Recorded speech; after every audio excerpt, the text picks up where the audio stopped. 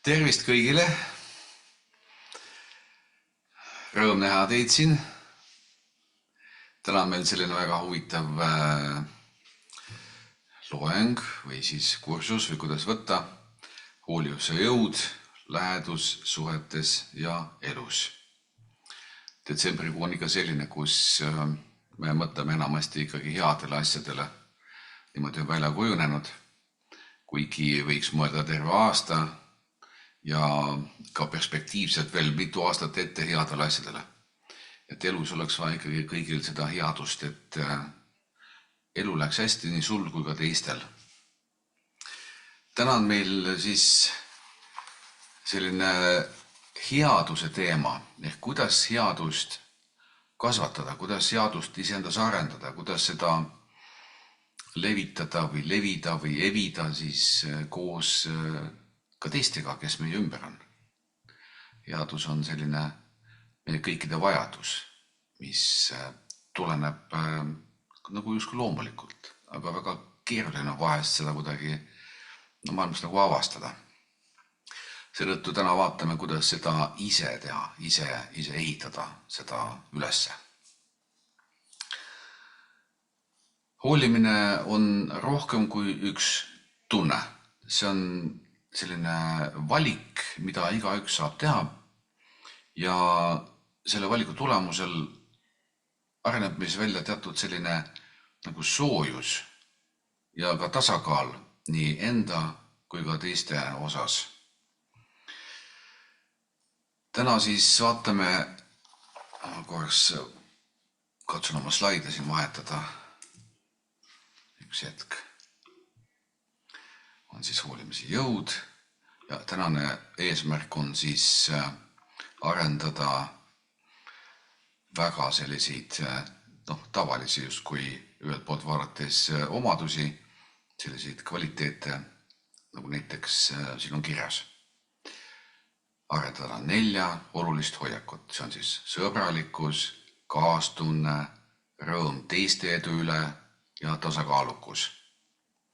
Ja neid on hea arendada selleks, et saavutada iseenda mõistuse rahu, vähendada segadust ja luua sisemine ehk vaimne stabiilsus, mis toetaks positiivseid emotsioone ja valmistaks meid ennast ette paremateks elukogemusteks. Meie elu on selline nagu üles ja alla käiv. Midagi teha ei ole. Nii see elukord on üles seatud. Kuid vahest me unustame ära, et me võiksime ise kinni hoida teatud printsiipidest, teatud hoiakutest, et kasvatada ise seda headust. Nagu taimed, mida me toas kasvatame või aiamaal. Et kasta, hoolitseda, hoolida, et sellest kasvaksid sellised head viljad, selline suur tugev puu, mis pakub varju ka teistele või mille viljad maitsvad ka teistele ja ka loomulikult iseendale. Maailmas on täna selline olukord, kus tundub, et väga paljud asjad lagunevad käest. Toimub mingi selline kummaline muutus, ma ei tea, millest see on tingitud, võib-olla keegi teist teab seda, aga tundub, et majanduses on raskuseid, poliitikas on igasuguseid keerukusi, siis on meil sõjad ümberringi siin, kuidagi nagu asjad ei ole nagu paigas. Ja kui vaadata, miks need kõik on põhjustatud, siis hoolivust seal küll ei ole. Rääkimata nendest kodusõdadest, mida siis me peame siis oma lähedaste inimestega, võib-olla tuttavatega, sõpradega, võib-olla kolleegidega ja loomulikult veel lähemalt vaadates need sõjad, mida igaüks peab iseenda peas. Need on vaata, et võib-olla isegi kõige hullemad sõjad, mis seal toimuvad.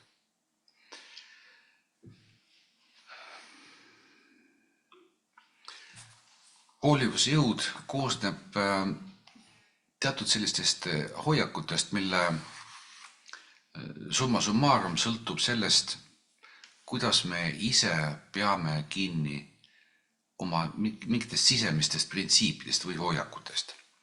Aga neid sisemisi hoiakud on hästi palju, meil on igaks elu olukorraks väga palju erinevaid hoiakuid. On positiivseid, on negatiivseid, on neutraalseid, on ükskõiksust ja mida veel siia juurde võiks lisada.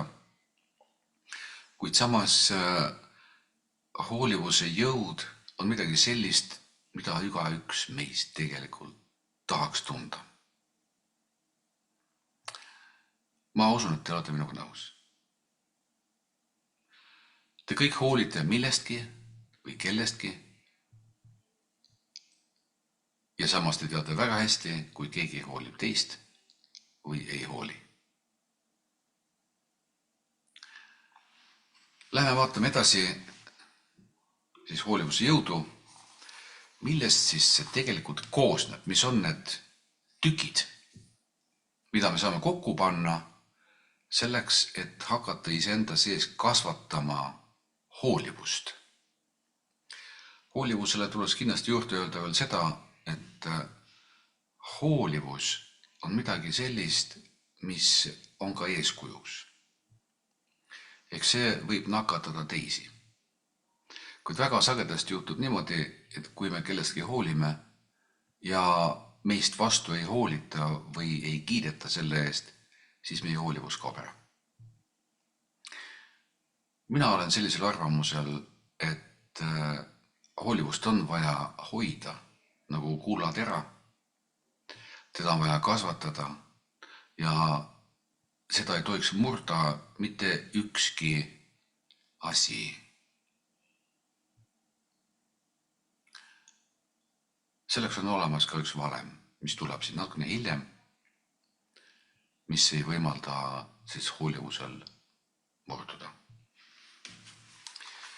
Esimene oluline omadus on siis aktiivne heatahtlikkus ja sõbralikkus suhtes nendega, kes kogevad õnnelikkust. Väga sagedasti juhtub niimoodi, et me ei tunne heatahtlikkust ja sõbralikkust nende inimestega, kes kogevad õnnelikkust. Siin võib pigem vastupidi tekkida selline parastamine, võib-olla kriitika, võib-olla tagarääkimine, võib-olla hoopis mingi selline rünnak, mis lõpetab ära teise inimese õnnelikkuse ja ilmselt on siin midagi veel. Kuid kui vaadata õnnelikkust, sinu õnnelikkust, siis ma usun, et sa tahaksid olla õnnelik ja tahaksid, et õnnelikkuse aegadel sa saaksid tuge. Et teised inimesed võtaksid osa sinu õnnelikkusest ja oleksid seekaudu ka ise õnnelikumad. Ehk õnnelikkus on midagi sellist, mida saab pidada küll endale, aga samas ta ikkagi tahaks tegelikult laieneda. Kuidas hoida sõbralikkust ja heatahtlikkust siis nende suhtes, kes kogevad õnnelikkust? Heatahtlikkus on valik, sinu valik, mis avab südame ja loob soojad ning toetavad suhted. Näiteks selline olukord. Võib-olla see on kolleeg või sõber, saavutab midagi olulist ja võib-olla see on laps hoopis. Äkki ta saab edutatud, võib-olla saab koolis hea hinde, võib-olla võidab mõne auhinna või lihtsalt jagab mingit rõõmsat sõnumit, mida ta on kuskilt lugenud või näinud või kuulnud. Samal ajal sinus võib tekkida näiteks kadedus, võib-olla võrdlus, sa võrdled, et kas sul nüüd on sellist kogemust või sul pole sellist kogemust ja kui sul ei ole sellist kogemust, siis võib tekkida ka kadedus ja nii edasi või äkki tekib sul mingi ebamugavuse tunne.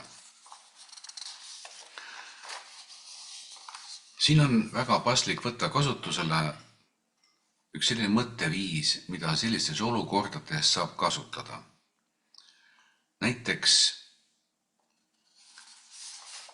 kuidas ma saan sind toetada selles rõõmus? kuidas ma saaksin võtta fookusesse sinu rõõmu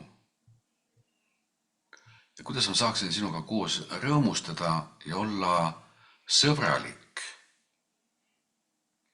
just nimelt sõbralik, kuidas ma saaksin tähele panna seda headust, seda sõbralikkust, mida kogeb õnnelik inimene. Õnnelik inimene on tavaliselt sõbralik. Ja kui sõbralikkust toetada, siis sellest on kasu meile kõigile. Näiteks, kui sul on selline sisemine mõte, et mida sa mõtled sellel ajal, kui sa puutud kokku sõbraliku inimesega, et ma tunnen siirast rõõmu sinu edu üle. Ma tunnen siirast rõõmu sinu avastuse üle. Ma tunnen siirast rõõmu, et sul läks hästi. See on ilus ja see väärib tunnustamist. Mis võiks olla selline praktiline tegevus, mida sa võiksid siis teisele inimesele suisa välja öelda, võib-olla õlale patsutada, võib-olla, ma ei tea, anda käsi pihku. Mis see võiks olla? Näiteks selline lause. Ma tunnen siirast rõõmu sinu edu üle. See on ilus ja väärib tunnustamist. Kas teie oleksite tahtnud kuulda selliseid sõnu kellegi teise poolt sulle öelduna?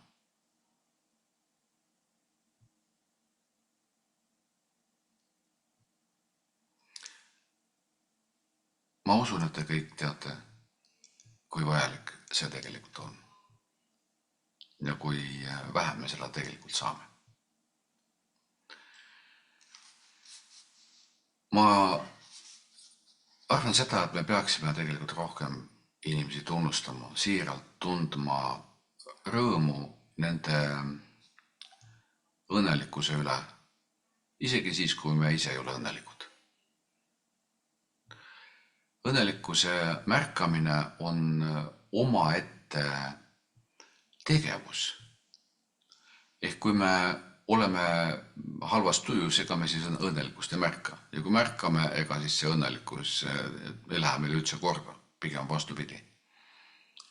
Aga õppida märkama õnnelikkust, seda me saame kõik teha. Kas selleks peab olema mingisugune põhjus? Jah, kindlasti on. Neid põhjusid on palju. See on headuse märkamine. See on positiivsuse märkamine, mis ei olegi nii väga laialt levinud tänapäeval maailmas. Suures maailmas, ma mõtlen. Kas me saame ka siirust kasutada, et olla siiralt heatahtlik ja sõbralik? Siirus tähendab minu jaoks vähemalt seda, et mul ei ole siin eelarvamusi, mul ei ole mingisugused maske ees, et ma olen aus. Elu jooksul kasvab väga palju erinevaid kihte headuse peale ja mis varjab ära selle headuse. Siit võib tekkida isegi selline arusaamine, et kõik on vaenlased ja kõik tahavad meie elu purustada ja tahavad meile halba teha, tahavad meile jalga taha panna ja nii edasi. Ma arvan, et me igaüks saame enda seest välja kaevata selle siiruse. Siirus ei tähenda ainult seda, et ma olen aus inimese suhtes, kes kogeb õnnelikkust ja kellel läheb hästi, vaid ma olen taga kaasas.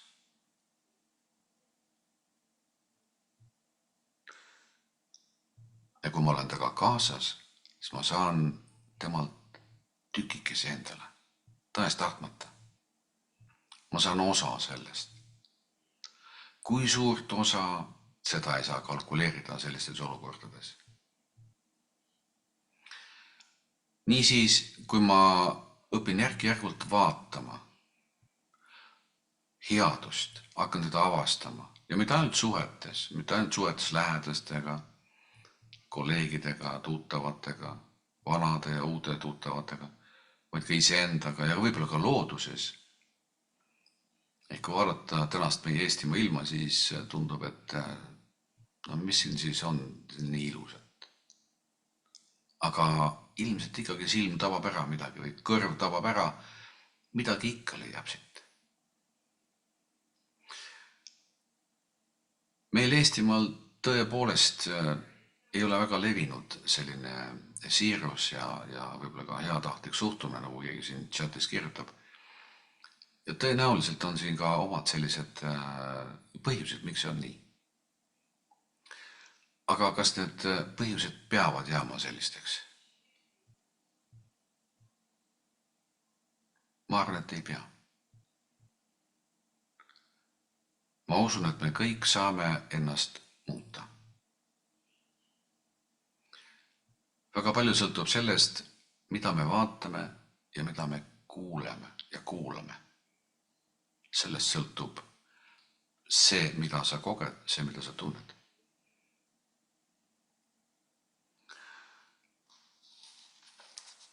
Siin on olemas ka üks selline, kuidas ma ütlen, nagu harjutus või siis tehnika, nagu me tavaliselt ütleme siin selles sarjas. See võiks kanda pealkirja näiteks sellist pealkirja nagu heatahtlikkuse hetk. See praktika koosneb väga väikestest, pisikestest sellistest asjadest, mida võiks kasutada, sest enamus inimesi väga tavaliselt või tüüpiliselt mõtlevad elu üle, mõtlevad päevasündmuste üle, mõtlevad, mis juhtus, kes oli süüdi võib-olla või mis saab ja nii edasi, mis ei ole väga positiivsed alati, positiivse sisuga. Nii et me võiksime võtta need 5-10 minutit päeva jooksul ja mõelda natukene teistmoodi, natukene teistsuguses võtmes. Näiteks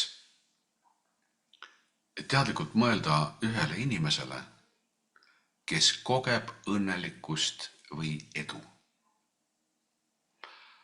Kujuta ette, kuidas sa saadad talle nagu oma heatahtlikkust ja rõõmsust.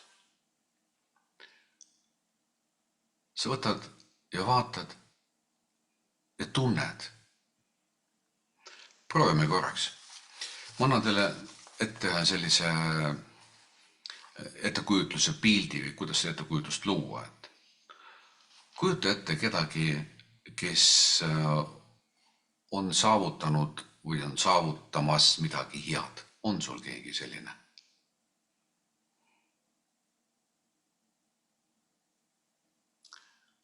Kujuta ta endale ette ja proovi tunda oma südames siirast rõõmu tema saavutuse, tema edu üle. Ja ütle vaikselt mõttes, ma olen õnnelik sinu õnne üle. Soovin sulle jätkuvalt edu ja õnnistust.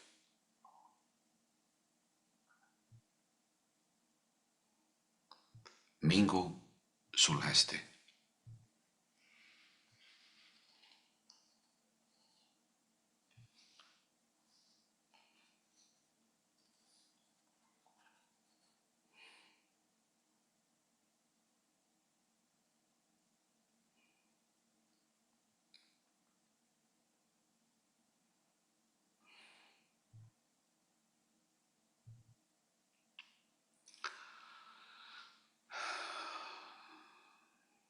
Aitäh teile.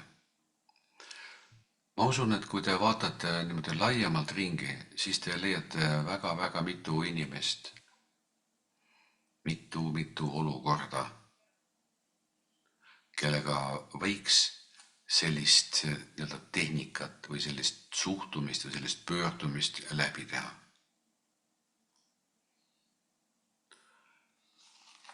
See tehnika võiks asendada kõik need muremõtted, kõik need kahtlused, kõhklused, hirmud ja nii edasi. minu meelest oleks see väga hea asendus. Ja samas võib veel rakendada teistsugust vaadet. Nimelt, kui sa liigud ringi, lähed kodust välja näiteks, või liigud sa töölt koju või lähed tööle, või lähed poodi näiteks, või tuled hoopis koolist koju, lähed kooli, sõltub kus sa liigud, võib-olla oma kodus näiteks, siis oleks väga hea märgata näiteks neid inimesi, kes ümberringi on, aga võib-olla nad on koduloomad hoopis. Aga võib-olla on siis lähedased, kes ei ole nagu võõrad. Märka seda head tuju, mis neil on. Ja miks mitte kinkida neile naeratus? Lihtsalt naeratus. Või mõni heatahtlik mõte, või mõni heatahtlik sõna. Ja mitte parastavalt, vaid nagu positiivselt, nagu sõbralikult. Näiteks sul on täna hea energia ja see teeb ka mulle rõõmu.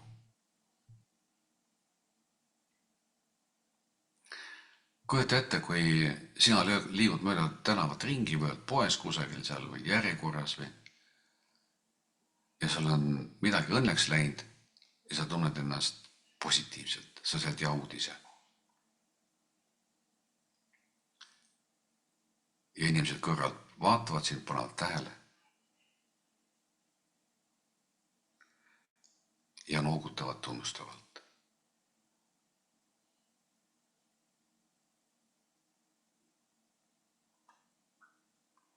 Minu meelest on see hea. Selline harjutus mõjub väga hästi. Ta vabastab sind kadedusest, enda teistega võrdlemisest ja loob sinu südamesse soojuse ja rahu. Kadedus ja võrdlemine on niivõrd levinud maailmas ja ega sealt ei tule peale kannatuste mitte midagi. Nii et mina soovitan teil selle asemel, et jääda kadeduse lõksu, kogeda hoopis positiivset energiat ja tugevamat sidet inimestega ja vabaneda enda negatiivsetest mõtetest.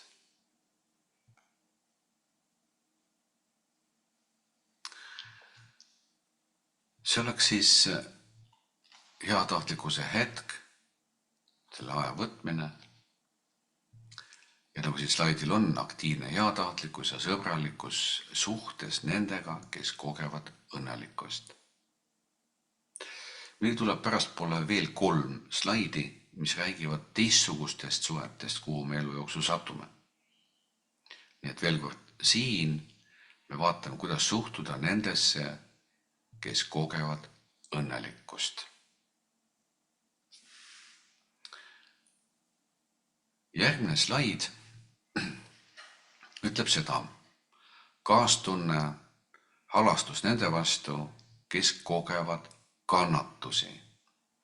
Ehk siin me vaatame nüüd neid inimesi või siis ka loomi näiteks, kes kogevad kannatusi. Ehk kuidas me võiksime nende suhtes olla positiivsed. Kuidas avaldub hoolimine nende vastu, kes kannatavad? Kaastunne ei ole haletsemine, vaid siiras hoolivus. Ma kordan veel kord, et kaastunne ei ole haletsemine, vaid siiras hoolivus. Kaastunne toob endaga kaasa tõelise läheduse ja mõistmise. Näiteks, kui sa näed, et sinu lähedane või kolleeg või keegi on raskes olukorras, näiteks tal on terviseprobleemid või tal on siis stress või on isiklik kriis. sul võib tekkida soov päästa see inimene, võib-olla hakata hoopis teda kritiseerima, et miks ta midagi teistmoodi ei tee, et hakka teistmoodi tegutsema. Kaastunne ja siiras mõistmine ehk selle väljendamine ilma üleliigse haletsemiseta ja kontrolli vajaduseta võiks olla siin üks valikutest. Ehk ma kordan veel kord üle, võib-olla selle on liiga keeruline lause, ehk siis kaastunne ja siiras mõistmine ilma üleliigse haletsemise või kontrolli vajaduseta oleks õige väljendus. Kas teil on keegi, kes ei tunne võib-olla ennast väga hästi, kellel on mingisugused probleemid, ta on stressis või ta on isiklikus kriisis? Võib-olla olete teie see näiteks. Ja vaatame, kuidas see hoiak nüüd sellisel puhul siin töötaks. Väljenda kaastunnet ja siirast mõistmist ilma üleliigse haletsemiseta. Kas sul on haletsus kellegi vastu, kellel on terviseprobleem või stress või äkki on isiklik kriis? Mis võib olla üleliigne haletsemine? Kas see on see, kui sa valad nii-öelda õli tulle või valate koos pisaraid? Sa oled samale lainele, muutud ka ohvriks? Kuidas sul tavaliselt on? Või kontrolli vajaduseta. Mida tähendab siin kontrollimise vajadus? Kas sa ikka rohtu võtsid? Kas ikka terapeudi juures käisid? Kas sa ikka neid asju tegid? Kas sa toda tegid? Kas sa seda kasutasid? See on see üleliigne kontrolli vajadus ja selle väljendamine. Kui näiteks sina oleksid sellises olukorras, kus sa oled stressis, näiteks sul on ära kadunud tegutsemise tahe või sa oled pettunud lähedases inimeses või siis on elus juhtunud midagi, sa oled kaotanud töö võib-olla ja sa oled stressis, sa oled kriisis ja siis keegi tuleb ja hakkab siis tänitama sinu kallal, mida kõike sa peaksid tegema. Kas see on sind aidanud?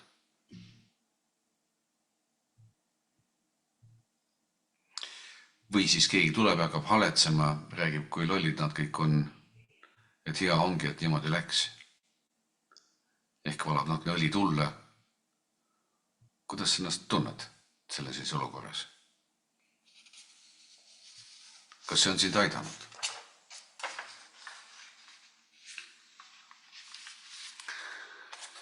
Aga mis te arvaksite sellisest mõttest hoopis?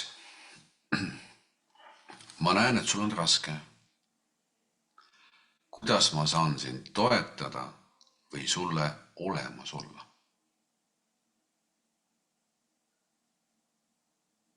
Ehk kuidas ma saan sulle toeks olla? Kas sa vajad minu tuge? Kas sa võib-olla lihtsalt tahad seda, et ma istun su juures ja lihtsalt kuulan sind või lihtsalt istun su juures? Kui sul on raske olnud, kas sa oled tahtnud, et keegi oleks su juures olnud?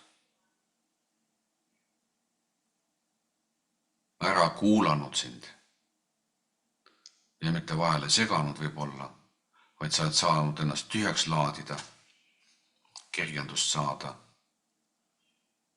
ja et siin oleks keegi kuulaja olnud.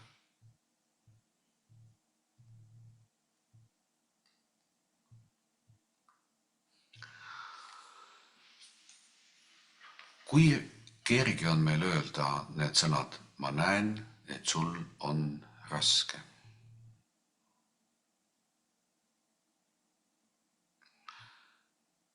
kas me julgeme neid sõnu öelda? Ja kas me julgeme üldse tähele panna neid inimesi, kellel on raske?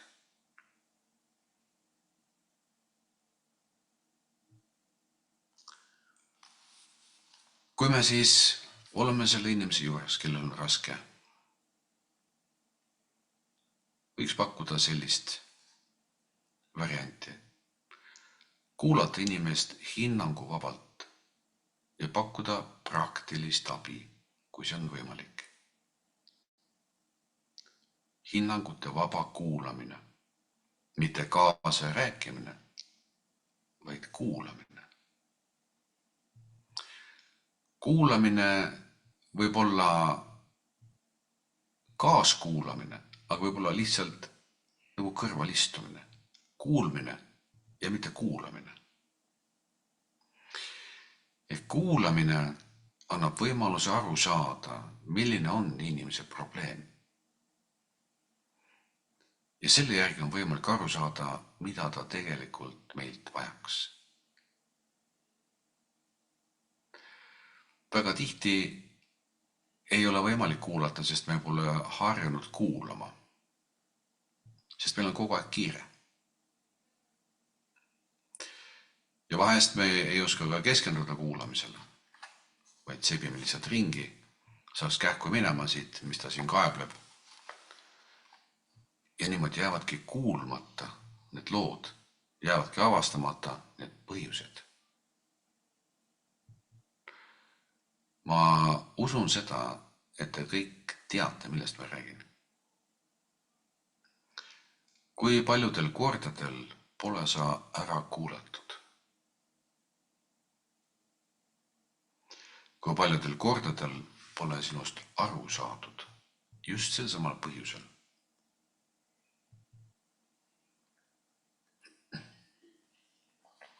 Aga kui oleks ära kuulatud ja oleks abi pakutud,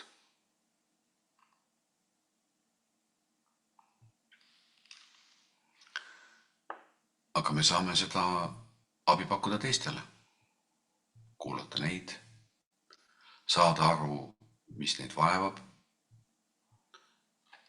ja pakkuda abi, kui see on võimalik, kui see on meie võimuses. On üks väga lihtne selline lause, mida võiks vahest kasutada selliste inimestega, kes kannatavad. Kui sa tahad rääkida või vajad abi, olen ma sinu jaoks olemas.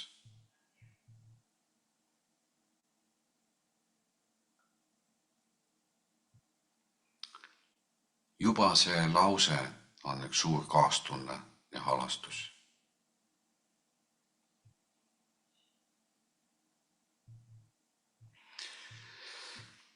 Siin on üks harjutus, kaastundlik kuulamine.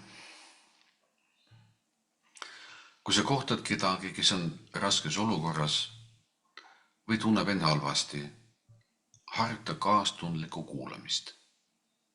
Võta hetk, et olla kohal ja mitte pakkuda lahendusi, vaid kuulata hinnangute vabalt.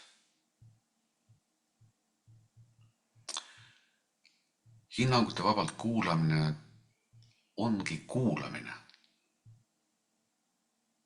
Ehk teise kuulamise ajal sa saad aru, mis teda vaevab. Ma olen juba kordamas seda, aga siiski. Ma kordan selle sellepärast, et väga sagedasti me räägime vahele. Me ei lase lõpuni kuulata. Me räägime mitte ainult vahele, vaid me ka jätkame teise inimese juttu, just nagu teaksime, millest ta räägib.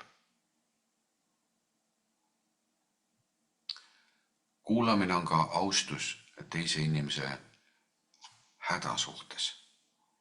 Lase tal rääkida. Sest see on tema probleem. See on tema kannatus. Ja see tahab veel rääkimist saada. Kuidas siis kuulata teist inimest? Rahulikult ole tema juures, istu või seisa, kõik sõltub olukorrast.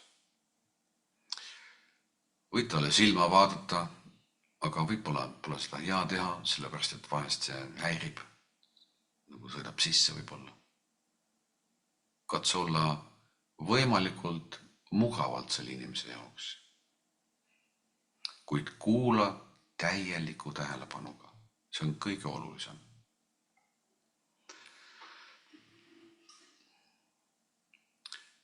Ja mõttes võib olla üks väga lihtne mõte. Soovin sulle rahu ja kergendust. Ma olen siin, et sind kuulata. Ja samas võib ka ju häälega küsida, et kas on midagi, mida saan sinu heaks teha. Nagu päriselt teha. Milline on selle kaastundliku kuulamise tulemus? Kaastunne loob turvalise ruumi, kus inimene tunneb ennast toetatuna ja mõistetuna. See parandab suhte kvaliteeti ja loob rahu ka sinus endas.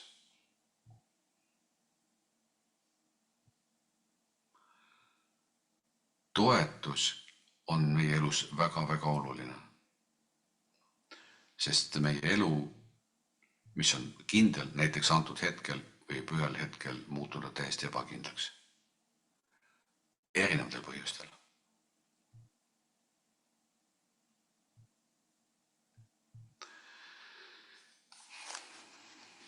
Vaatame siis järgmist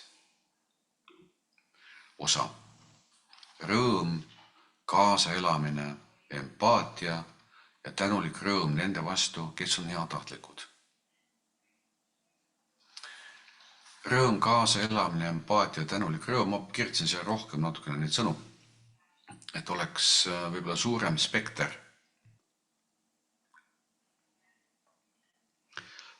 Et oleks lihtsam aru saada, mis asjad need siis on.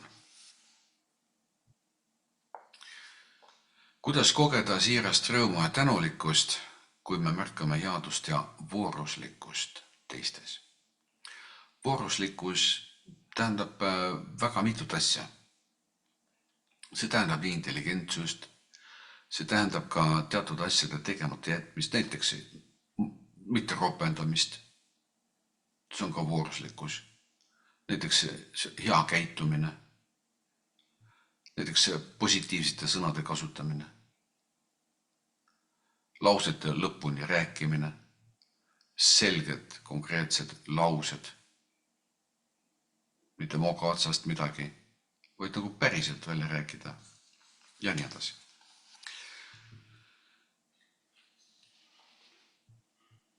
Mis on selle slaidil olevate nimekirjas olevate suhtumiste ja tegevuste kasud? Need kasud tugevdavad sidemeid ja loovad positiivset energiat suhetes. Kui tulla korraks kodusesse olukorda, ilmselt elate tegelikult koos, eks ole, või keegi käib teil külas, siis ilmselt olete pannud tähele seda, et teatud ajal suhted kuidagi lihtsalt jahenevad, kuidagi käivad nagu maha. Ja enamasti nad käivadki maha seetõttu, et me ei ela kaasa teisele inimesele. See võib olla sinu enda laps või lapse laps, no lastega on hoopis teised lood, selle kuidagi elavad kõik vanaemad ja vanased kaasa. Aga oma lastega või naabritega näiteks või siis tuttavatega, sõpradega, kolleegidega, seal väga sagedasti seda kaasaelamist ei ole.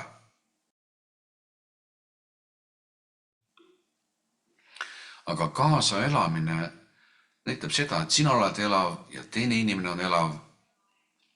Te jagate elusust ja sellise elususega tärkab ka rõõmsus. ja rõõmsusega areneb koos ka hoolivus. Võib-olla võib seda kõike nimetada armastuseks, mis on väga abstraktne mõiste iseenesest, aga siiski ta koosneb teatud sellistest konkreetsetest meie enda hoiakutest. Et kui midagi on aegade jooksul aastatega maha käinud, siis miks mitte rõõmustada teisi inimesele, kas või selle üle, et ta tuli täna koju. See on nii lihtne. Kaasa elamine, no kuidas sul läks? Mitte midagi ei olnud. Vanad asjad, no kas tõepoolest mitte midagi ei olnud? Nüüd hakkab pinnimine peale. No aga midagi ikkagi oli ju. Sest kui me kaasa ei ela, siis tegelikult keegi ei viitsi enam rääkida. Keegi ei viitsi sulle enam jagada oma muljeid, oma avastusi, oma juhtumisi. See kuidagi läheb kõik nagu kuivab ära, sest ei ole kuulajat. Kuulaja puudub. Huvitundja puudub. Empaatiline inimene puudub. Empaatia tähendabki ka kaasa elamist. See on nagu kaasa tundmine. See on, sinu rõõm on minu rõõm. Sinu probleem on ka minu probleem. Empaatia on teise inimese elavalt tundmine, elavalt kogemine.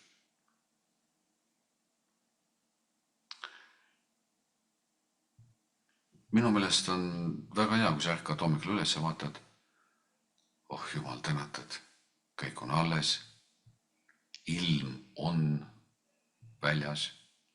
Kõlab kummaliselt, eks ole, ilm on väljas. Mitte mis ilm, vaid ilm on. Kujutate, kui ilma ei oleks. Sussid on siin, eks ole, koer on seal, keegi pahandust pole teinud.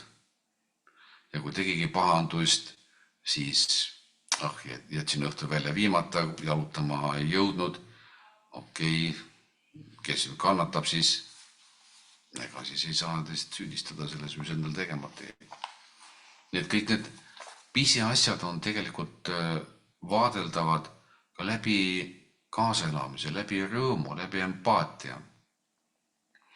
Hommikul ärkad üles ja ütled, tänu Jumalale ma hingan. Tänu Jumalale ma teen silmad lahti ja see maailm on alles.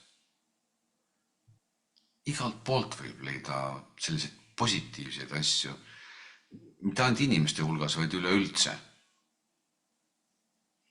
Päkapikud käivad. Kujutate ette, päkapikud käivad. See on nii lahe minu meelest. No mis siis, et see on lugu. Aga laste jaoks ei ole see lugu. Seda lugu hakkavad ise uskuma, et käivadki. Kui sa vaatad, kuidas lapsed hommikuti lähevad oma sussi sisse vaatama, et kas siin on pandud midagi või ei ole pandud. See on nii siiras kõik. Ja sellele saab kaasa elada. Kui sa lubad endal kaasa elada. Kui sa vaatad, lapsed ja lollid, me teame küll lollitame seal ja saavad vanemaks ja saavad teada, teil päkapikke pole. No sa rikud ära sellega ju. Nende siira rõõmu. Kui nad pettuvad selles, kuule, jõuluvana polegi. Need haarame siin täitsa jõuluvana moodi. Paneme üks pähe ja ongi jõuluvana.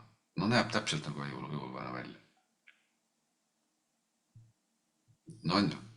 No minu meelest väga, väga kihvt. See tekitab rõõmu ka.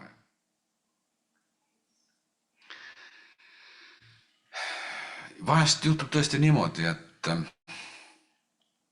et teismelised, nii nagu Age siin kirjutab, et tahavad, et me jätaksime nad rahule.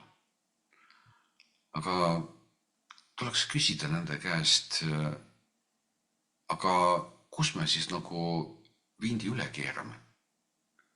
Või kus kohas nad noored tunnevad ennast nagu ahistatuna olevat?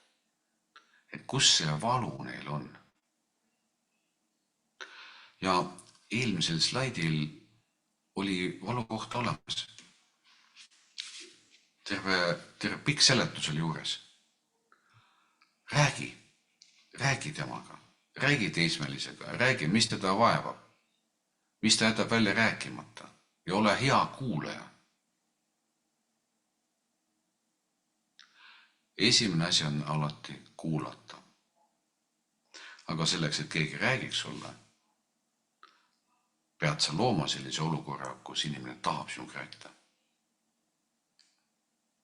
Seda ei saa teha käsuga, seda ei saa teha kiiresti, no räägi ära, mul on 2 minutit aega.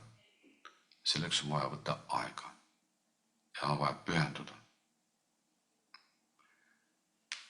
Ja vahest kulub sellele mitmeid kordi aega, sest kui suhted on juba pingelised, on väga keeruline saada kõik ühe raksuga korda. Siin on vaja pingutust. Aga kui sa hoolid, siis saab korda. Kui sa ei hooli, siis lähed nagu selline on läinud.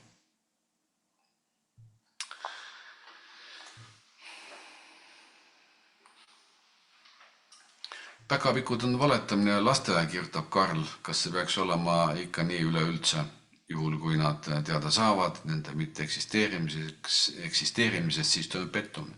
Ja loomulikult toimub pettumine, jah, aga seniks kuni seda ei ole, võiks ju neile rõõmu pakkuda.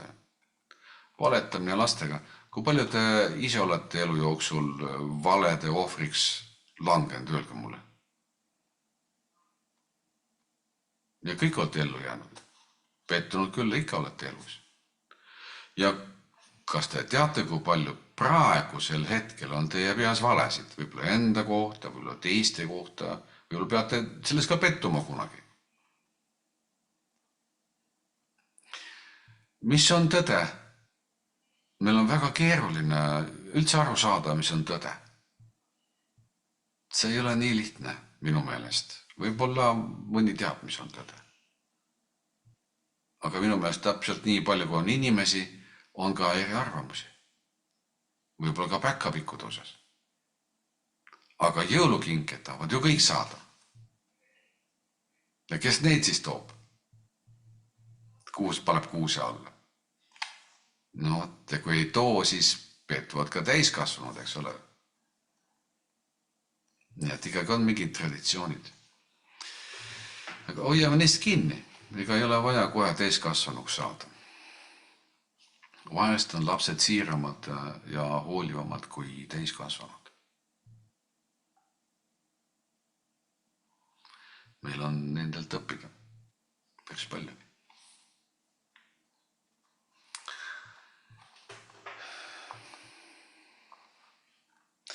Niisiis, rõõm, kaasaelamine, empaatia ja tänulik rõõm nende vastu, kes on heatahtlikud. Öelge mulle, miks mitte? Miks mitte minna seda teed? See oleks ju enda vaate muutmine. Miks meil peab olema negatiivistlik vaade? Kas kellelgi on põhjus selleks? Kirjutage mulle chati, kellel on põhjus, miks olla negatiivne.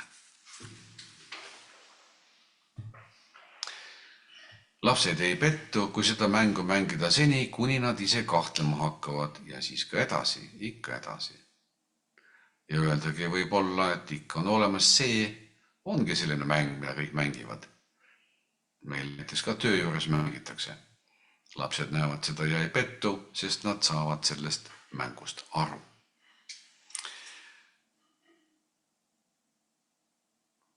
Väga hästi kirjutatud. Kuidas teile tundub, kas meist sõltub palju elus või ei sõltu üldse mitte midagi?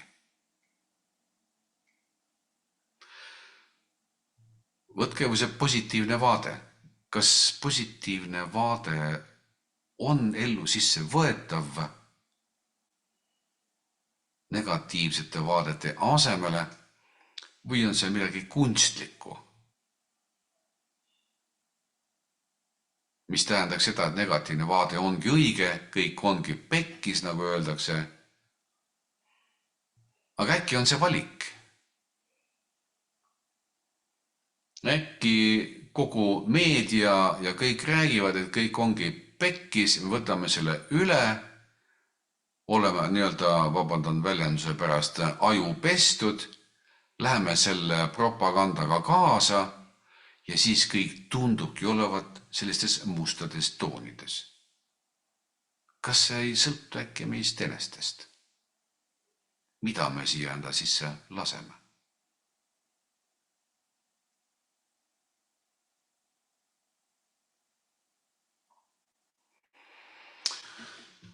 Mul on küll tunne, et me võiksime kasutada suuremaid filtreid.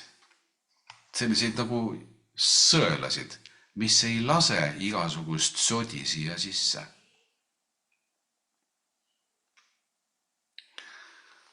Et me oleme kõik igasuguste erinevate mõjutuste all ja samas need mõjutused mõjutavad mitte ainult seda, mida me mõtleme, vaid ka kogu meie mentaliteeti koos ette suunatusega, ka kõikide tegevustega, suhtumistega ja nii edasi, nii edasi.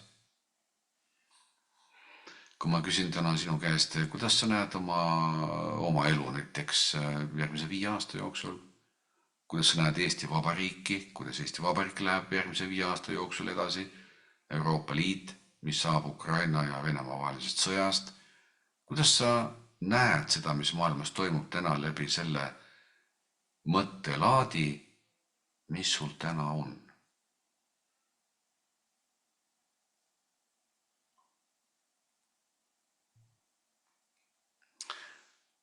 See on väga konkreetne mõttelaad. Täna sul võib-olla teist mõttelaadi ei ole, sul on just see, mis sul täna on. Ja pane tähele, kogu see mõttelaad tegelikult kujundab sinu elu ja läbi sinu ka teiste elu. Aga miks mitte muuta seda mõttelaadi? Ise muuta. Siin selles jätkuõppes on päris konkreetsed tegevused, mille kaudu saab seda teha. Võib-olla saab olla huvitatud. Aga miks? Kas on pingutuslik? No ka kuulge, elus on vaja kogu aeg pingutada ju. Toda ei viitsi teha, toda ei taha teha, see ei meeldi, aga ikkagi tuleb teha. Aga võib-olla see väikene pingutus, et 10-15 minutit päevas, võib-olla hommikul, võib-olla õhtu, võib-olla lõuna ajal ka, päästavad sind. Sõna otseses mõttes. Tasub mõelda.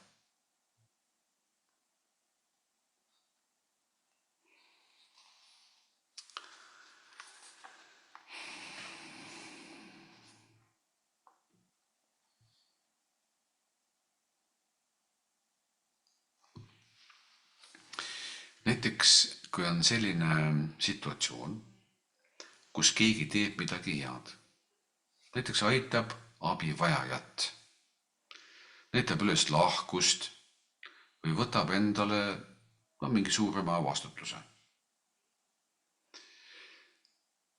Ma ei tea, kuidas teile tundub, kuid mõnikord jääb selline käitumine märkamata või võib tekkida soov seda alahindata. Kas teil on ette tulnud selliseid asju?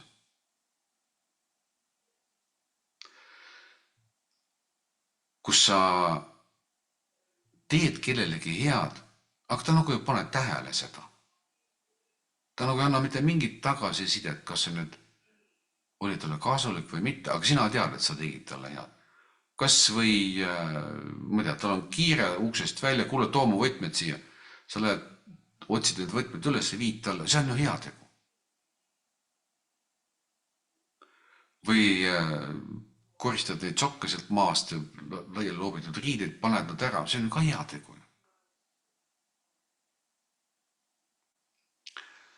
Kui sa lähed näiteks kolleegi töölaua juurest läbi ja näed, et mingi asi on seal kohe alla kukkumas, laua pealt lükata paika, et alla ei kukuks, see on ka hea tegu. keegi pani kohvimasinas kohvi jooksma ja unustas selle sinna. Sa nägid, kes selle unustas, võtad selle kohvi ja viid ta laua peale, et palun, siin on sul kohvi. See on ka hea tegu ju. Kas pole? Pisikesed asjad. Keegi astub eest ära, pakub sulle eelisjärjekorda. Keegi tuleb eest ära, et sa saaksid vabalt liikuda. Keegi tõuseb bussis püsti, pakub sulle istet. Keegi tuleb ja ütleb, kuule, ma tõmban sul ka siin õue puhtaks. Kõik on hea teod. Need on väikesed asjad.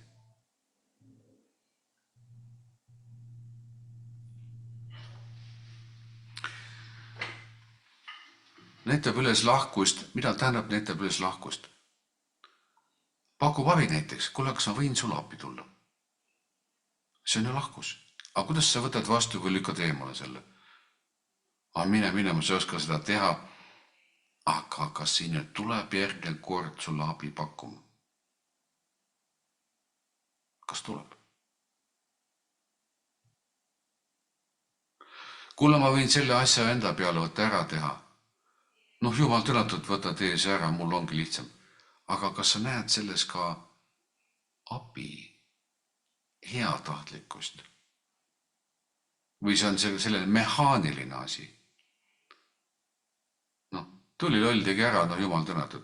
Kuidas sa suhtud sellesse? Kes on need heatahtlikud inimesed? Millal sa viimati heatahtlikkust kasutasid?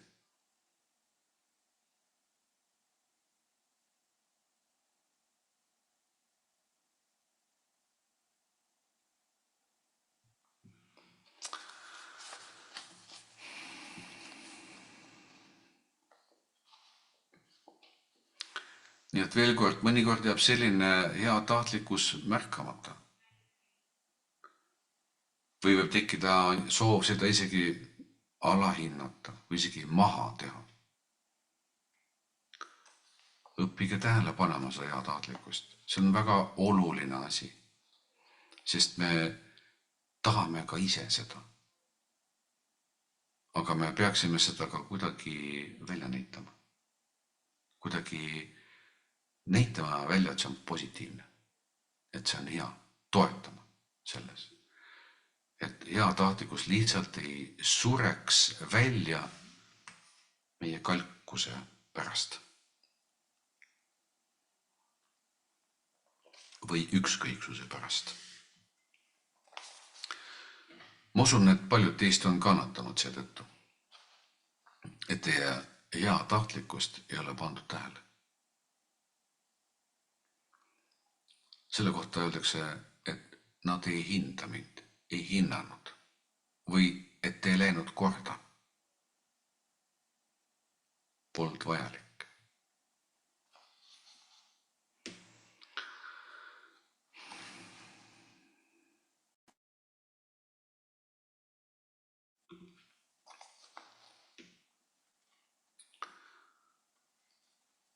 Milline võiks olla siis lahendus sellele olukorrale?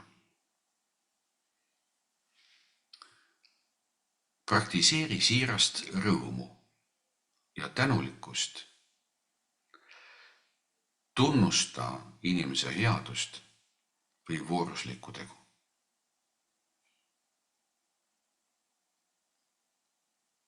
Me tihti teeme seda, oi, aitäh, sa tõid mu kohvitassi ära, sealt ma unustasin ära.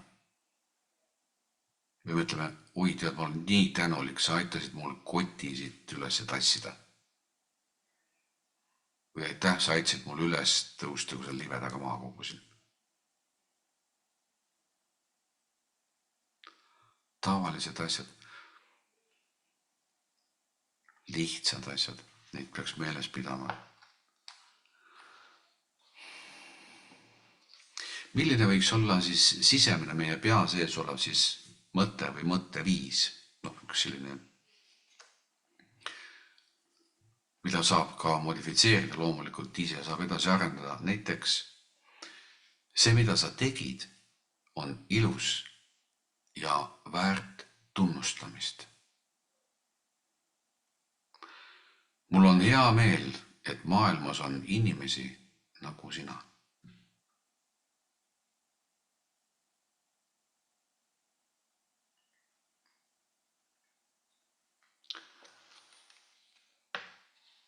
See on see, kuidas me võiksime mõelda. Aga me saame ka välja öelda, me saame ka rääkida inimestele. Me saame tunnustada nende tegusid näiteks sellisel viisil. See oli väga inspireeriv, kuidas sa abistasid, kuidas sa tegid neid asju. Aitäh sulle selle eest. Ehk kui me vaatame kõrvalt, kuidas keegi tuleb ja aitab ja teeb asjad niks-naks ära, see oli väga inspireeriv, kuidas sa tegid seda. Ma kohe nautisin seda, kuidas sa tegid seda. Ma kohe imetlesin seda, kuidas sa tegid. Ja aitäh sulle selle eest, mitte ainult selle eest, et sa seda tegid, vaid ka selle eest, et ma nägin seda. Ma sain sealt selle puudutuse, see puudutas mind. See motiveeris ka mind.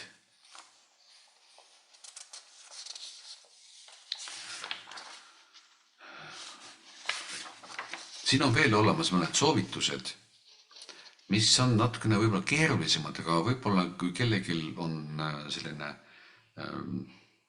märkmiku selline harjumus, nagu pidada nagu mingit märkmikut, nagu teha mingit kokkuvõtteid päevast, siis harjutuse nimi võiks olla üks hea teo märkamise päevik. See on väga kasulik päevik. Ehk iga päeva lõpus võiks üles kirjutada 3 head tegu või hetke, mida sa märkasid kas enda või teiste juures. No vähemalt 3. Kui on vähem, on vähem, kui on rohkem, on rohkem. See võib olla nii suur kui ka väike tegu, võib-olla näiteks keegi aitas vana inimest, ütles toetava sõna või tegi midagi lahket. See on see, mida sa märkad, kas teiste või enda juures. Paned selle kirja. Kuidas siis seda teha? Märka päeva jooksul teadlikult headust enda ümber ja tunne siirast rõõmu. Ehk koolita ennast. Märka ja tunne rõõmu. Kas võid natukene tõsta suunurgad üles poole? Kas või natukenegi niimoodi sisemiselt naerata ära teistele välja näita, kui sa kordad seda? No ja siin nagu hambad kõvasti koos, kui see on võimalik. Sest mine tea, eks ole. Need inimesi on ka ju palju, kes ütlevad, et mina ta irvitab seal, mida ta naerab ja nad on, nagu ei saa aru, mis asi on selline headus ja lõbusus, et nad on pigem kõikide suud peavad olla nagu kriipsud ja nurgad allapoole, et on sellised inimesi. Sellised kroonilised pessimistid, nagu kõik on kogu aeg pekkis ja tuksis. Kirjuta õhtul, täna märkasin headust selles, kuidas kolleeg aitas teist. See tegi minu südame soojaks.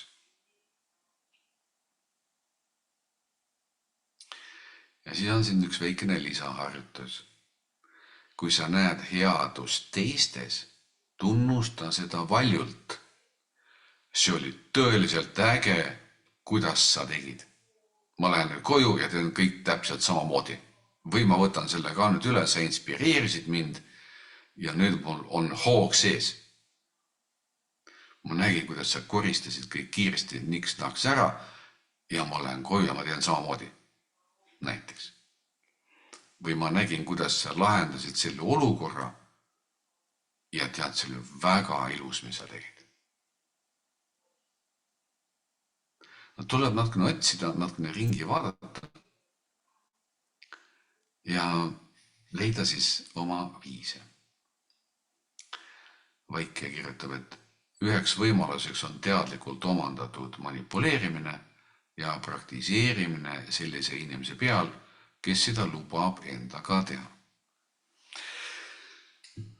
Manipuleerimine ei ole hea maiguga sõna. See tähendab, et keegi juhib sind niimoodi, et sa teed midagi, mida tema tahab, aga ta ei saa aru, et sa juhid seda. No kui me näiteks vaatame manipulatsiooni niimoodi laialt, siis meedia on üks asi, mis manipuleerib. Kõik need uudised, mida me vaatame erinevates kanalites, me ju täpselt ei tea, mis juhtub. Me usume ju uudiseid. On need siis ajakirjad või ajalehed või siis multimeedia, on siis YouTube vahet, me ju usume kõike. Aga see ongi manipuleerimine. On ta siis heas või halvas, vahet ei ole. Me oleme kogu aeg infomaailmas ja me ei tea tegelikult tõde. Kõik räägivad, see on tõsi, mida nad räägivad. Aga samas, kas on? Pisiasjad, mis ei ole üldse ühiskonnas niivõrd olulised, puhutakse nii suureks nagu see terve maailma asi. Ja samas mingi suur asi, sellest ei räägita üldsegi peaaegu.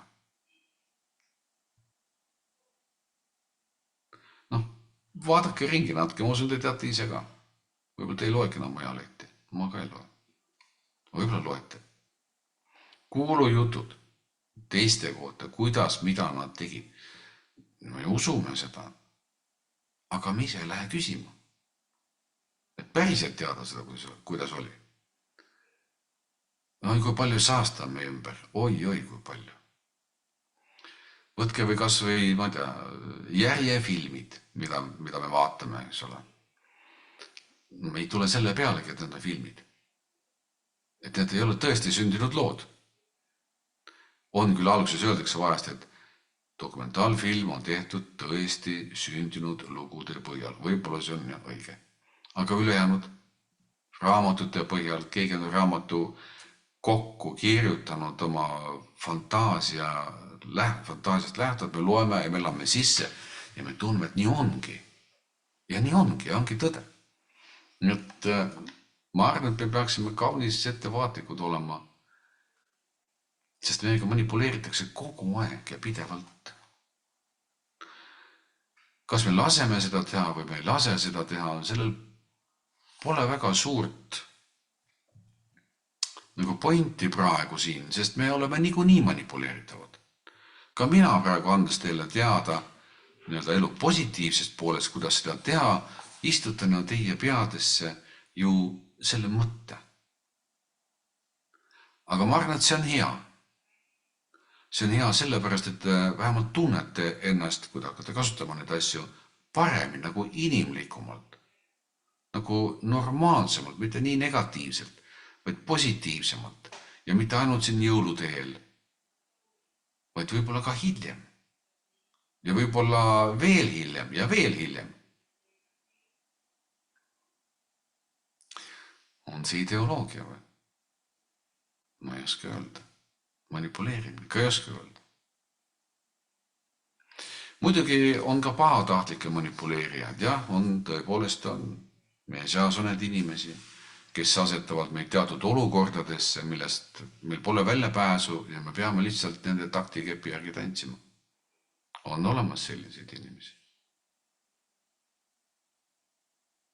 Aga ega nad midagi head ei tee. Ei meile ega endale.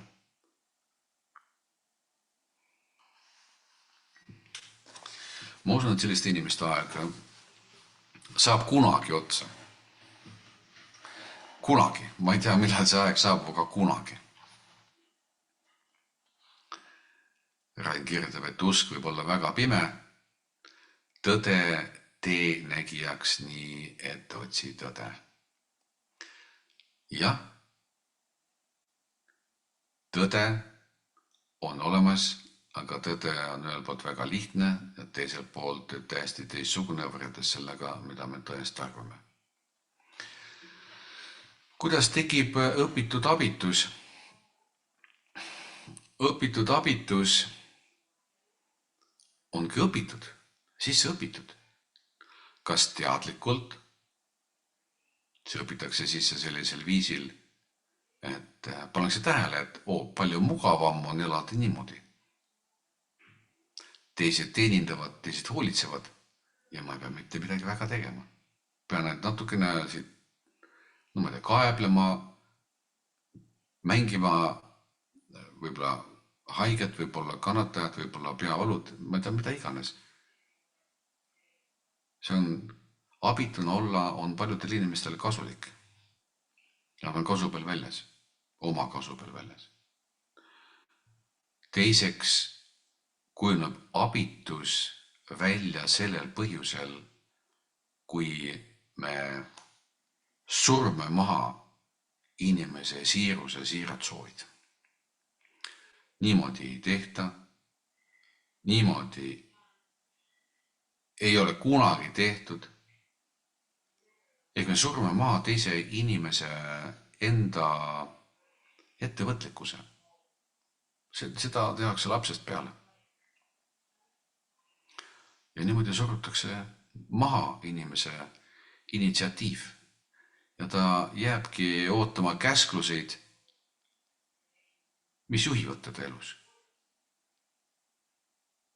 Ehk kui nad ütlevad mulle, teen seda, siis ma teen seda, aga muidu mul nagu polegi mingit motiivi. Ehk oma pea ei tööta, teised juhivad.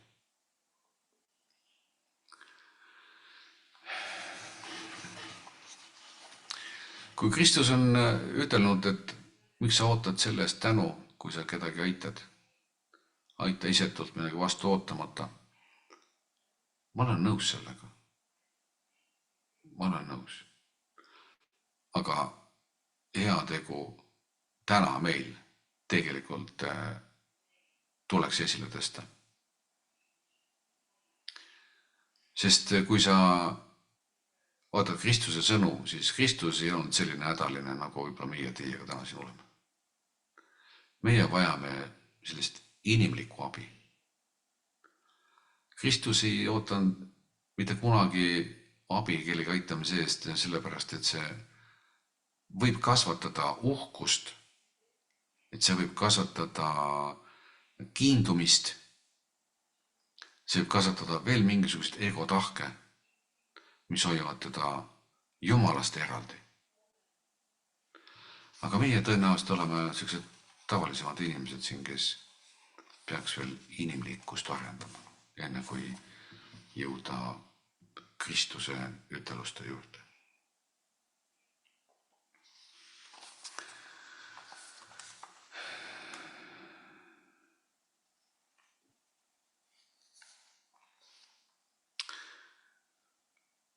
Niisiis, see slaid siin õpetab meile positiivset tähelepanu ja suurendab rõõmu ning tänulikkust elus.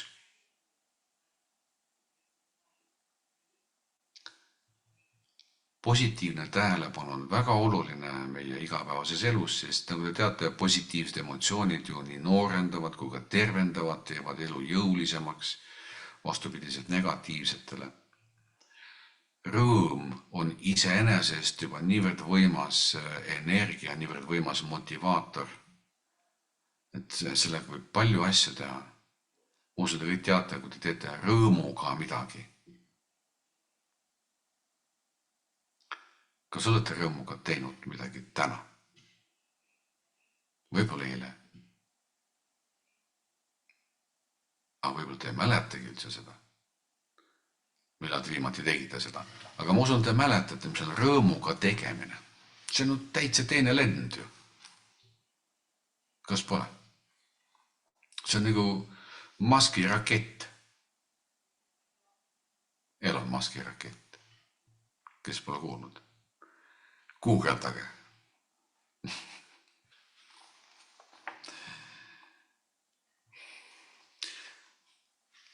Headuse märkamine tunnustamise kaudu suureneb positiivne energia nii sinus kui ka teises inimeses. See tugevdab suhteid ja loob üksteise mõistmist. Nii et kui teil ei ole üksteise mõistmist, siis siin on valem, kuidas üksteise mõistmist luua. Ja kui te suhted on nõrgaks jäänud, siis palun väga, see slaid on siin teie ees, mis võimaldab seda taas tugevdada. Ja Iivi kirjutab väga hästi, ärkasin rõõmuga, et olin puhanud. rõõmu põhjuseid leiab, ma usun, rohkem, kui me täna siin teiega, mina siin teiega räägin ja teie mulle chati kirjutate. Ja vaatame nüüd läbi viimase osa. See on nüüd oluline, sest siin me räägime nendest, kes pole heatahtlikud. Ehk tasakaalukus, erapooletus, kiindumatus, lahtilaskmine nendest, kes pole heatahtlikud.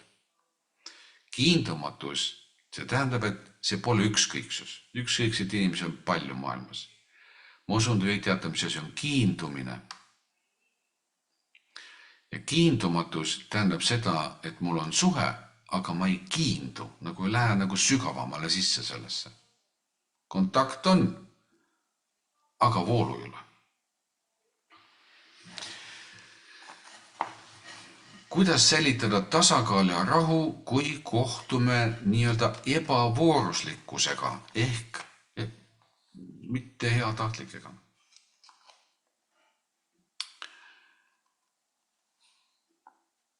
Kasulik praktika on siin selline. Tasakaalukus hoiab meid negatiivsete emotsioonide ja pingete lõksust vaba. Tasakaalukus. Mis on tasakaalukus sinu jaoks? Kas sa mäletad oma tasakaalukust? Kus sa oled sellisel vaatavale positsioonil, sa ei ole emotsioonidega kaasa läinud, mõttekäiguga kaasa läinud, aga sa nagu kuulad nagu teraselt, saad aru, mis toimub, aga nagu ei sukeldu.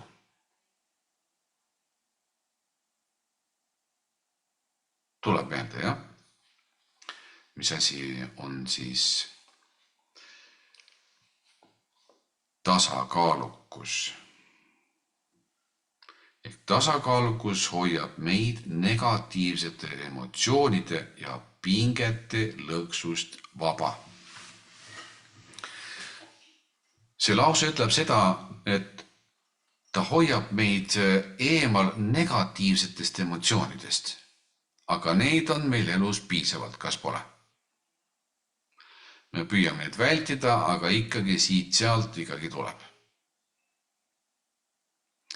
Ja pingete lõksust vaba. Erinevad pinged, erinevad emotsionaalsed pinged, võiks öelda ka mõttepinged. Mõte jookseb mingisuguses suunas, jõuab mingite järelduste juurde ja siis tekib seal pinge, et midagi ei lahene, mitte midagi läheb paremaks, kõik jääb endiseks, olukord on muutumatu ja nii edasi, nii edasi, nii edasi. Nii et tasakaalukus on väga-väga oluline praktiliselt meie igapäevases elus ja vaatame, mida me siin selle kohta veel saame teile edasi anda. Näiteks situatsioon. Keegi sinu ümber käitub ebaõiglase, negatiivse või provotseeriva ja ebamoraalsel nii-öelda viisil. Sul tekib viha, pettumus või siis soov vastata samaga. Kas sul on olnud sellised olukordi? Ikka on, eks ole. Milline on siis lahendus? Rakenda tasakaalukust ja lahtilaskmist. See ei ole ükskõiksus, vaid teadliku otsus mitte lasta negatiivsel end mõjutada. Sa nagu hoiad seda endast eemal, ei lase seda sisse, ei võta sisse. Sa oled nagu neutraalne selles suhtes. Milline mõte võib siin aidata? See käitumine, mida sa praegu näed või kuuled, ei ole minu kontrolli all. Ma saan valida oma rahu ja tasakaalu. Kas mitte heatahtlike inimeste käitumine on sinu kontrolli all? Raputa pead või nooguta. Ei ole, eks ole. Ja siin on täpselt samasugune mõtteviis. See käitumine ei ole minu kontrolli all. Ma saan valida oma rahu ja tasakaalu. Iseenda oma. Kui sa saad valida, aga miks mitte siis valida? praktiline tegevus võiks olla näiteks selline. Ära võimenda olukorda, vaid eemaldu rahulikult või vasta neutraalselt. Mõistan, et sa näed seda asja nii. Mina valin jääda rahulikuks. See on väga olulise sisuga lause. Nimelt mõistan, et sa näed seda nii. Kui sagedasti me mõistame, et me aktsepteerime teist inimest sellise vaatega, nagu ta on, kui ta pole väga heatahtlik. Väga ei aktsepteeri, eks ole. Kohe juba lajatame vastu. Kohe teeme midagi. On nii. Aga kui sa aktsepteerid seda, aktsepteerimine tähendab tegelikult seda, ma saan aru, mis sinu sees toimub. No ma mõistan sind, sa teine inimene, sul on oma mentaliteet, sul on omad mõtted, omad emotsioonid, oma tööpäev on selja taga ja sa oledki täna selline. Aga ma ei taha sind muuta. Ma saan aru, et sa oled selline, aga mina olen teistsugune. Ja mina valin jääda iseendaks ja mitte muutuda sinuks.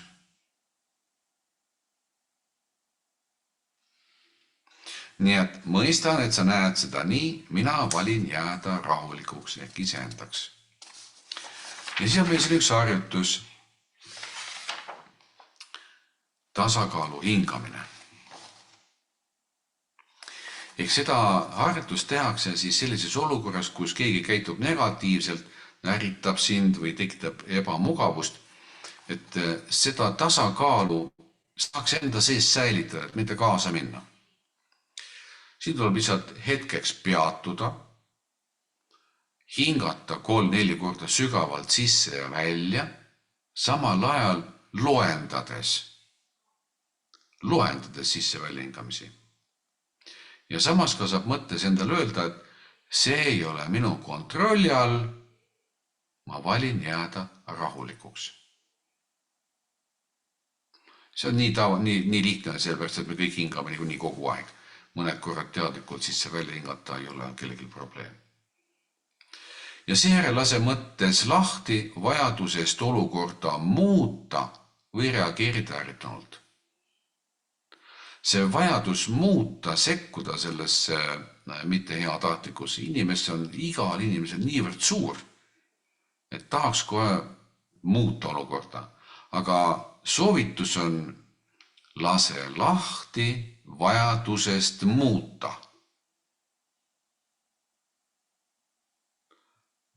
Või reageerida ärritunult. Lase lahti, ära tee seda. See on ju võimalus. Ja lisaharjutus on selline, kus sa näiteks kujutad ette olukorda, kus keegi käitub ebaõiglaselt või provokatiivsel viisil. Harjuta neutraalse vaatluse hoiakut ja lahti laskmist, öeldes endale, olgu see nii, mina säilitan oma tasakaalu ja rahu. Nii et sa võid kasutada ka ettekujutlust selleks, et läbi käia kõik need teemad kodus, tugitoolis või pikali olles.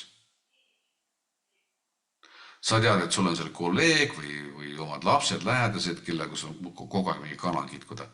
Ja homme tulevad külla, üle homme, eks ole, või saad kokku.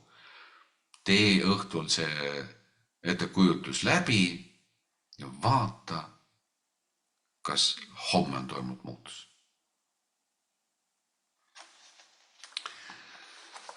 Niisiis tasakaalukus, mille sa siis saavutad sellisel viisil, aitab vältida negatiivset emotsionaalset reaktsiooni ja loob sisemise vabaduse. Vaata, võib-olla oled pannud tähele, kui palju sind ajab närvi, ma mõtlen tolle asja peale, siis ta ütles mulle nii ja siis ta sealt tükk aega tagasi tegi nii ja siis homme ma näen teda jälle. Ja see sisemine ärritatus on sisemiselt nii suur, et sellest ei saagi üldse rahu. Võib niimoodi olla. Nii et kui sa proovid neid tehnikaid kasutada, siis sa hakkad avastama, et sa ei pea enam tegelema nende asjadega sisemaailmas. See annab sulle rahu. Kas rahu on üks asi, mida sa vajad elus?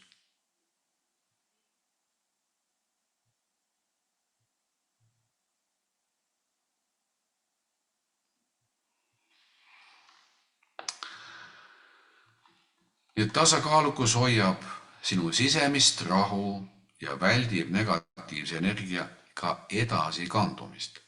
Sa oled vaba väliste sündmuste emotsionaalsest haardest. Edasi kandumine tähendab seda, et keegi ajab sul tuju ära, sa tuled koju tujust ära, ajad koduselt tuju ära, kodused lähevad õue kuhugi jalutama, ajavad seal tuju ära. See on nagu hullem kui nakkushaigus. Pane kuskile see punkt, et see sinust enam edasi ei läheks ja üldse sinuni ei jõuaks üldse.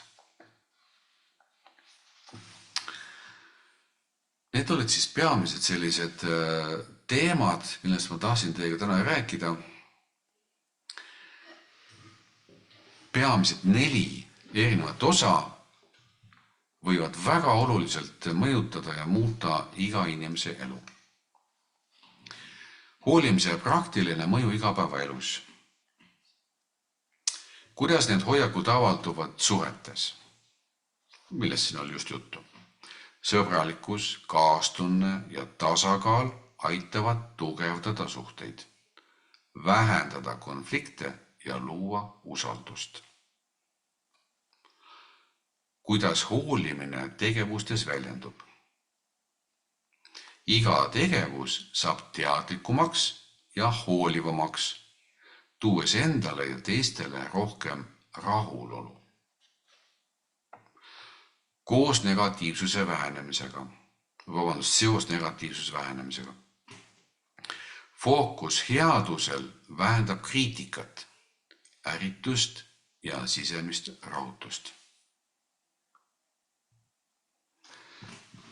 Minu meelest on siin niivõrd palju häid asju, mis kuluksid ära igale inimesele enda elus. Aga paraku need soovitused, mis te siit saite, ei ole väga keerulised, nad on väga lihtsad. Nad on vaja lihtsalt teadlikult järgida. Ja sisemise rahu ja headuse täituvus, mida see tähendab? Hoolimise praktiseerimine loob sisemist headust ja täituvust. Kui keskendume positiivsele, väheneb ruum negatiivsele. Minu meelest on see niivõrd elementaarne, kui sinu sisse kolib rohkem positiivsust. Negatiivsusel tõesti ei jää ruumi. Aga kui on vastupidi, ma kujutan ette, et see on keeruline. Nüüd sellega võikski lõpetada tänase vestluse teiega. Tänase teema ma väga loodan või südamest loodan, et sellest on teile kasu. Võib-olla tuleb seda veel vaadata, võib-olla veel vaadata, veel kuulata, veel põhjalikumalt aru saada, võtta see nii-öelda oma kätesse ja praktiseerida ehk nagu sisse võtta, sisse juurutada, harjutada endasse need head omadused selleks, et saada paremaks inimeseks. Mina igal juhul usun seda, et inimene on sisimas hea. Me oleme sündinud headena, me oleme sisimas head, aga meid on ka ümber kasvatatud vahest mitte olema hea. Nii et soovin teile kõigile häid jõule, head aastavahetust ja olgu järgmine aasta teile hea või heade muutuste aasta. Ja olgu sellest kasu meile kõigile. Kõik head teile.